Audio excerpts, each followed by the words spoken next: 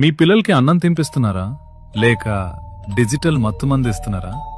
ప్లేట్లో ఉన్నది అమృతమే కావచ్చు, కానీ వాళ్ళ కళ్ళు చూస్తున్నది ఫోన్ అనే విషయం. ఆ స్క్రీన్ వెలుగులో వాళ్ళ అన్నం తినడం లేదు మావా, ఒక హిప్నటైజ్ చేయబడిన రోబోలా యాంత్రికంగా నోరు తెరుస్తున్నారు. సైన్స్ ఏం చెప్తుందో తెలుసా? మెదడు కార్టూన్ లోకంలో బిజీగా ఉంటే కడుపుకి ఆకలి సిగ్నల్స్ అందవు. దీన్నే మైండ్లెస్ ఈటింగ్ అంటారు. వాళ్ళు ఏం తింటున్నారో వాళ్ళకే తెలీదు. దీనివల్ల భవిష్యత్తులో ఒబేసిటీ, డయాబెటిస్ మరియు జీర్ణ సమస్యలు వాళ్ళ శరీరాన్ని తినేస్తాయి.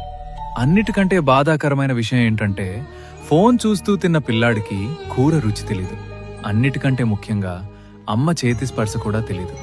మీరు వాళ్ళను మనుషులుగా పెంచట్లేదు, భావోద్వేగాలు లేని జోంబీలుగా మారుస్తున్నారు. ఆ స్క్రీన్ మీ బిడ్డను మీ నుంచి దూరం చేస్తోంది. 2 రోజులు ఏడ్చినా పర్లేదు, కానీ వాళ్ల భవిష్యత్తును నాశనం చేయకండి. అన్నం తినేటప్పుడు నో గ్యాడ్జెట్స్ రూల్ పెట్టండి. వాళ్లతో మాట్లాడుతూ కథలు చెప్తూ తినిపించండి. ఆ బంధాన్ని కాపాడుకోండి.